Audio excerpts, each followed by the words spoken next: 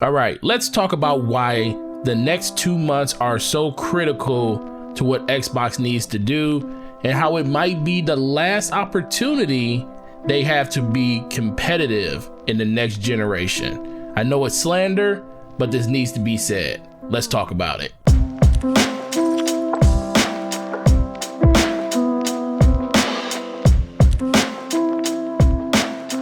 Now, I know people are down on Xbox. People have been down on Xbox for the last 7-8 years, but the biggest difference is over the last 6 to 7 months, Xbox has done great things to change just their overall appeal to a lot of gamers out there.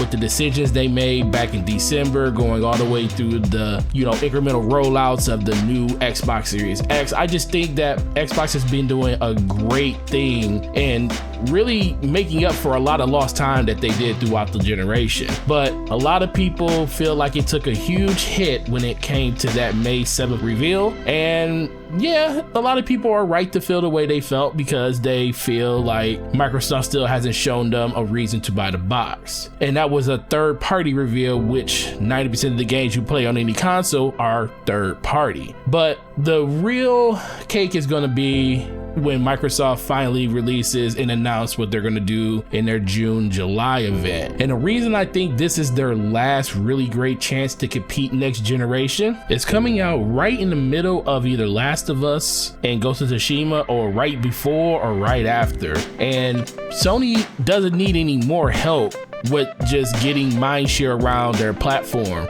People just think of PS4 as like, oh, that's an old gen game, it's gonna be coming out on current gen platform. But when people see the excitement around those games, just to get a chance to play them, you've seen what Ghost of Tsushima did when people were watching gameplay streams of it. It was a lot of excitement around it, and that's just gonna be the same thing when that game comes around and actually releases and people get a chance to play it for themselves, drop screenshots, do videos on it. It's gonna be a whole nother animal when it comes to just engagement around that game. Then you just have Microsoft that's gonna be sandwiched right in the middle. And the reason I think they really need to show out is because mindshare is a mug. The one thing that we definitely know, people are going to buy these systems up in drones. You're not gonna be able to find one. As soon as pre-orders go live, these systems are gonna be unavailable for however long it's gonna take to get a second batch in there. So it behooves Microsoft to really think about one thing.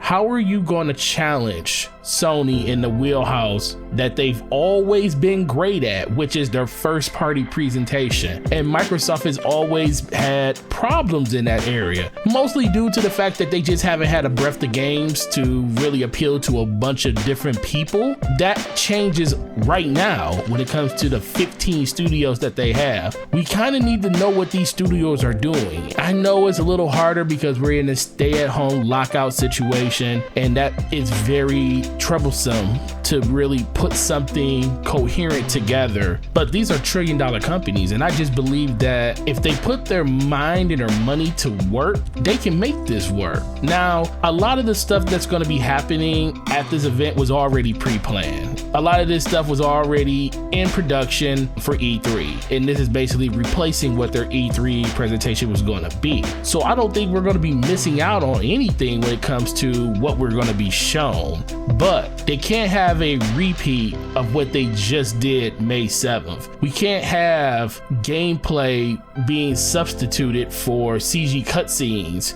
That's good and all. I mean, it is rendered in engine, but nobody wants to see what Halo looks like in a rendered form. We want to see actual gameplay spliced together to show off what it looks like from behind the scenes of having that controller in your hand. We need to know what that's like. And that's one thing that Sony has done well in both of their reveals, even though one of them technically wasn't Sony sanctions when it came to the Unreal tech demo, but it was played on a PS4, on a PS5 supposedly. And it was gameplay of a game that probably will never see the light of day, that we'll never know what the heck it was, but it was impressive. And Ghost of Tsushima was even more impressive. I mean, it wasn't the greatest looking game ever. I like the aesthetic, and a lot of people really do like that aesthetic, and I think that's why that game's going to do pretty well for them.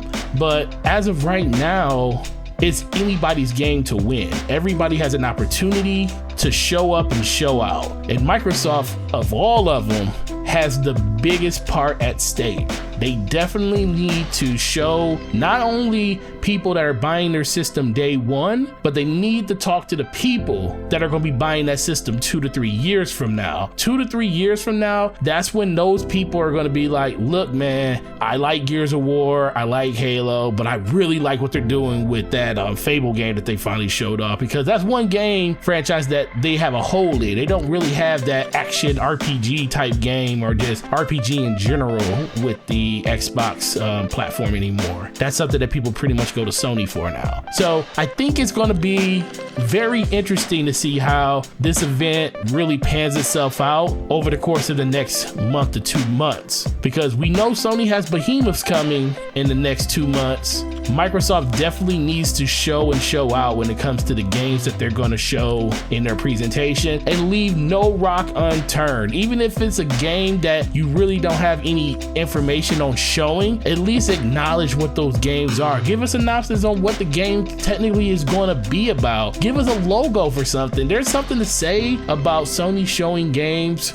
or giving people the interest levels of letting them know, like, hey, these games are 4 or 5 years out, but they're coming. It lets people know that when they get into the Xbox ecosystem, this is what they can expect over the course of this entire generation. And that's why I think this June-July event is their last great chance to compete in this next generation. Because once people buy PlayStations, it's going to kind of be hard for people to go and buy an Xbox too, because to many, Xbox is kind of a redundant system. Like I said, 90% of the games are on both systems, and then with Xbox having their initiative with Play Anywhere, getting their first-party games on PC, you really don't have to have an Xbox. But, and this is something I'm going to talk about a video later, why Xbox needs to release their system first, because once a person buys an Xbox, I don't think Microsoft really cares about what other systems you buy. Buy the Xbox for all your first parties, the most powerful system that's going to be out there. It's going to give you the ability to have Game Pass with all the games for Xbox being portable and right on your system wherever you want to play at. Especially if you go Game Pass Ultimate, you can use it on your PC, and then get another system like a Nintendo Switch or a PlayStation 4 for first party. I think that's where Microsoft wants to operate in, but it only happens if they do one thing: show and show out in June or July. So guys, that's all I really got for you. I really appreciate you guys watching this video and taking time out of your day. Hope your quarantine is going well. We're going to be having a lot of good things happening on this channel, man. Had some really good conversation with some people in the community about what I can do. And look, man, I'm sorry it took so long to basically just get the hunger back to jump back on YouTube and put time into this content. But I truly appreciate everybody that stuck by the channel and, you know, liked, followed, shared all these videos and everything. And shout out to the over 1,000 people on the Twitter channel. You guys are amazing. I really appreciate you guys. And you guys just make sure you take care of yourselves out there, man. It's crazy world that we in, and a lot of things are going to be different from day to day, and I think we're all better for it. It just sucks that we had to get here by means that nobody really cared for actually happening. But I love all you guys, man. I will see you guys in the next video. Make sure you drop comments down below about what you think about this video, and I will talk to you guys later. Peace.